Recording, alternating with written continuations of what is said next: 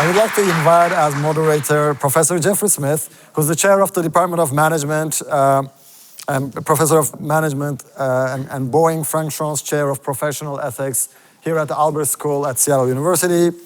His work focuses on ethical decision-making in organizations and the philosophical foundations of corporate responsibility.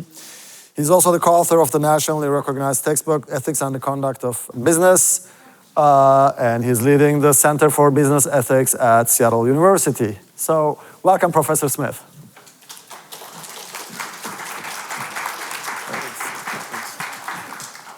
I want to thank everyone for organizing the conference. I want to thank, in particular, my colleague, Onur Bakanur. We've collaborated a lot on many things across campus, and it was nice to have your thoughtful remarks today. I want to thank all my colleagues as well for coordinating such interesting conversations. I want to then turn to our final panelist who's here today, Jay Conrad, who is a lawyer, scholar, and policy strategist specializing in international data privacy. They have clerked for U.S. Senator Ron Wyden most recently on emerging issues in AI and technology-related legislation. And they have also worked for the Federal Trade Commission. They received their LLM in technology law and policy from Georgetown University after receiving their JD from here at Seattle University. And we're really happy to have Jay here to sort of shed some light on many of the things we've been talking about. And a small sort of side note, Jay will be beginning their PhD program in the fall as well. So we have one more summer of freedom. And so what we're gonna do is we're gonna turn things over to Jay for a brief set of remarks, and then the two of us will sort of continue a conversation, a sort of more truncated version of this session before we move to the final session for the day. Thank you. So please join me in welcoming Jay. Hello, I'm Jay. Thank you so much again for staying for this last session. I have a little bit of levity to it, so maybe that'll help with the AI doom and gloom that's so hard to avoid at conferences like this. And you might be wondering what expertise I have to provide on business practices, which is the topic of this panel, given that you've heard my extensive nerd life CV, as well as my time working in policy. And the expertise that I bring to this is that I see the hole that business can fill that will help legislators be able to write effective laws. So the perspective that I'm bringing to this and the points that I will hit in this presentation will look to what are the practices that businesses could be doing that I genuinely believe that these businesses would want to do too, honestly, which is not something I necessarily say very often when I'm talking about AI legislation. And see where we can maybe cultivate a culture where these gaps are filled in terms of lawmakers trying to make effective laws working with businesses. So the first thing that I want to do is ask you to think about the word transparency. We heard about transparency a lot, especially in the last panel, and I want you to try to define what that word actually is in your mind. What does that actually look like in practice? I want to ask you to try to do the same thing for disinformation and for bias. And I can assure you that every single person in this room probably has some sort of definition that is different from somebody else's or maybe everybody else's in the room. And this is the same problem that we see happening in business, is that each of these companies has a different definition that uses the same word. And this causes a lot of confusion. Not only does it cause confusion in a public-facing language sense, but it causes confusion for legislators, because they rely on these words to be able to write effective laws that are going to regulate these activities or to mandate things like disclosure or transparency mandates. So what could we do here if we're thinking about the fact that there's a language problem, right? I'm going to expand on this a little bit. I'm going to recommend a really excellent book that just came out. It's called The AI Con by Dr. Emily Bender, who's at the University of Washington. And it talks about how the language of AI, especially around generative AI, is often anthropomorphic, and how this switches the way that we think about AI. And an interest that I have is when we're thinking about AI as some sort of entity that's its own, that's separate from a company, how does that affect the way that legislators are going to write laws? Are they going to use the same language? Because that is the public-facing language, and that is the dialogue that we're having in everyday conversations. So the 3 points, and maybe 4 if I can sneak in another one, that I think that policymakers would benefit from if companies were able to do this as a conglomerate or as a coalition would be to have uniform definitions, clear definitions, and consistent definitions, and I would also throw in static definitions that don't change very often.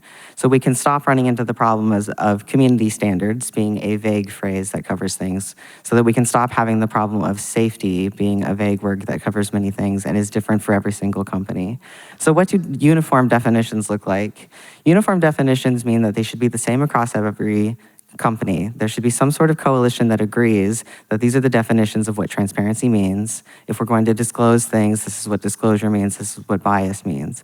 And you might ask me, why would the companies be doing this instead of legislators mandating it? And it's because of the trade secret problem.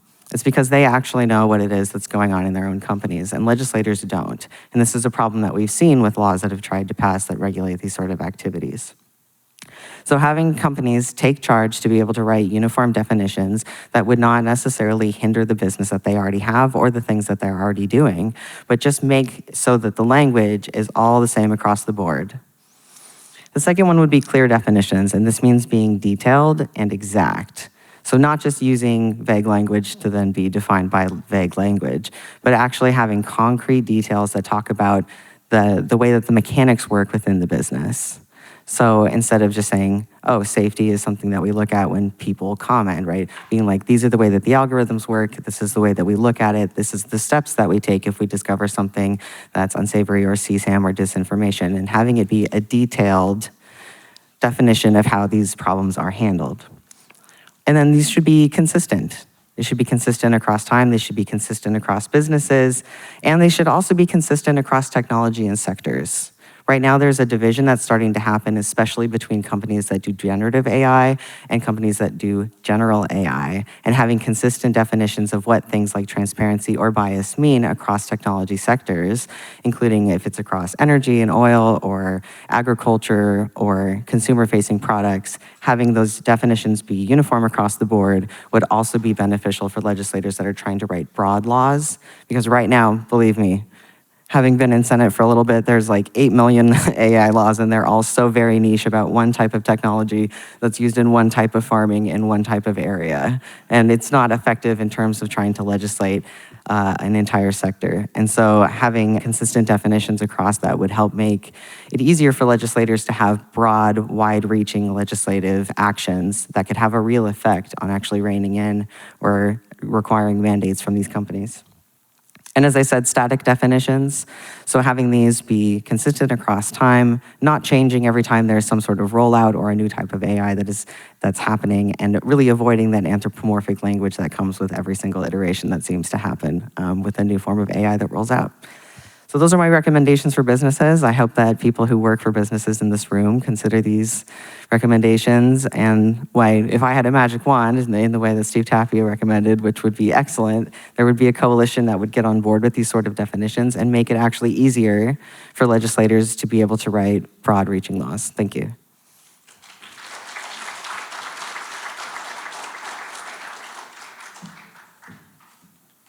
Thank you for those remarks. One of the things that I'm interested in as someone who studies business ethics and self-regulation is how there has to be some sort of level of interaction between how corporations institute systems that, of course, are compliant.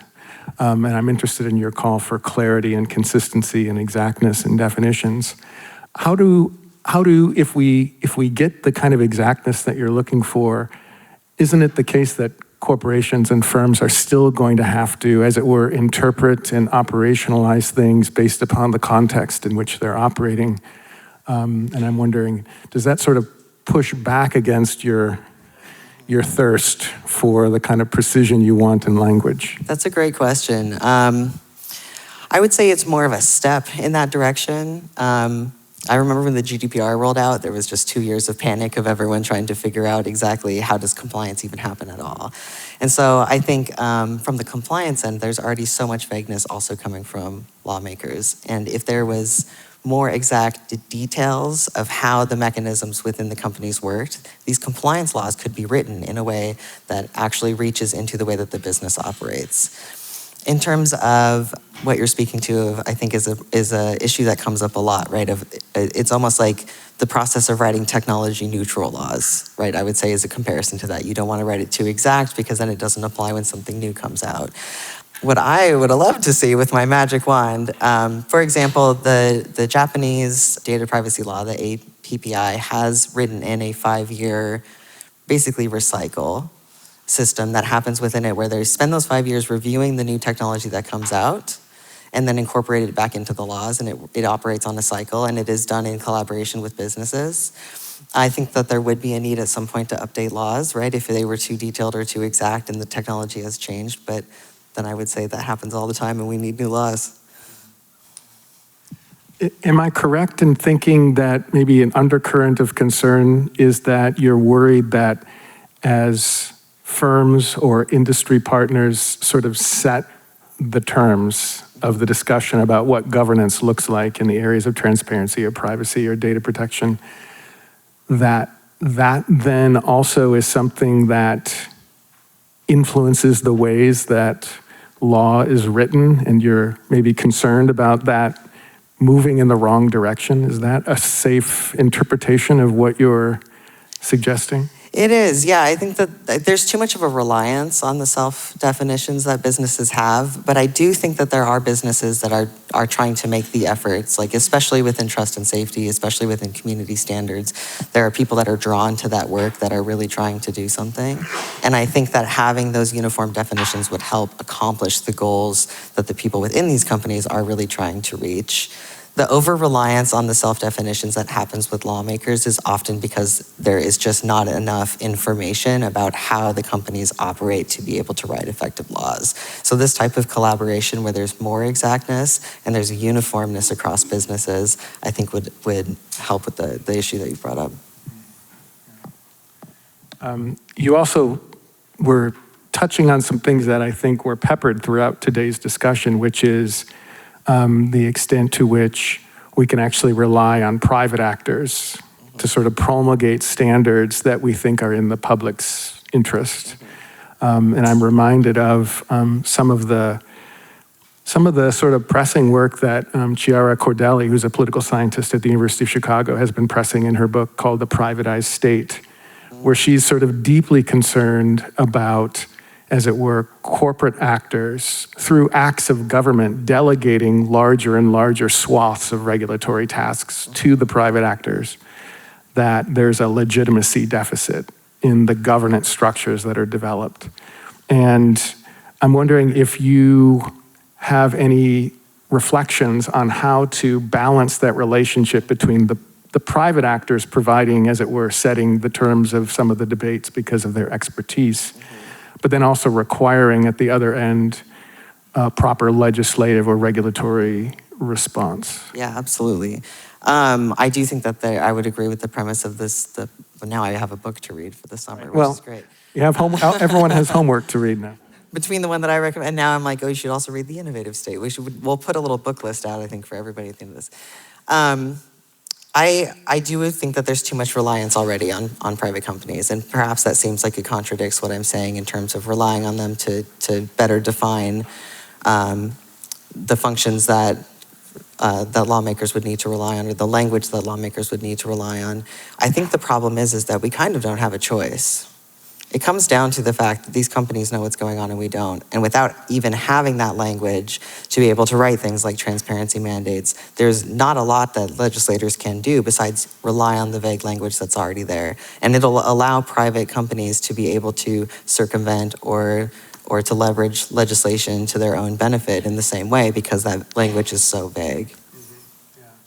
The concern I think I share with Cordelli, but is slightly different than Matt's point about sort of regulatory gaming and arbitrage, is that even if firms are successful at raising privacy standards, or even if they're successful in being more transparent, or even if they're more successful in certain measurable outcomes, bias, data protection, there's always going to be a legitimacy deficit because of the way that firms make those decisions, as opposed to regulatory bodies that might be more pervious to sort of democratic scrutiny. And I think that's a theme that we've heard throughout today's discussions. One last question, maybe to sort of end things before we move to the larger discussion. What's the role of, speaking of democratic deficits, what's the role of thinking about and engaging with a plurality of stakeholders in this process of either sort of drafting regulation or creating law, or even internally when corporations have to think about the ways in which they institute those things? I think a really vital stakeholder that doesn't get the resources that it needs is academia and researchers and third-party audits, which would be really beneficial for being able to have definitions. Oh yeah, yes. Third-party audits. I honestly wish that the code was just open to everybody. We've seen problems. Meta a couple of years ago gave information to researchers that was later revealed to not be the full information for the study that they were doing on disinformation. I think at the time it was after Cambridge Analytica. And practices like that should be followed up, maybe, I don't know, by the FTC or something. I'm looking at you, Vispa. But I think that being able to have third-party auditors or academics or somebody who doesn't have the same stake in profit, being able to participate in the conversation is vital, and it's often overlooked and under-resourced. And especially as we're seeing federal cuts happening in academia, I think that there's a real risk to being able to do this type of work. So it might be, on companies that are willing to take those steps to try to have either better compliance or better human rights advocacy to lean forward into these third parties and be able to collaborate with them in order to make a system that is more accessible to lawmakers to write effective legislation. Well, I know in the audience from Milling Around, we have people in audit, corporate internal audit, corporate investigations, corporate compliance in the audience, and I know they also think of themselves as a kind of third party in a way that sort of balances this larger discussion. I know that the conference organizer, Noor, would like to sort of try to keep things closer to the schedule, and so I'm going to, at this point, maybe again end this slightly truncated conversation, but thank you, Jay, for your contribution. Thank you so much. Thank you.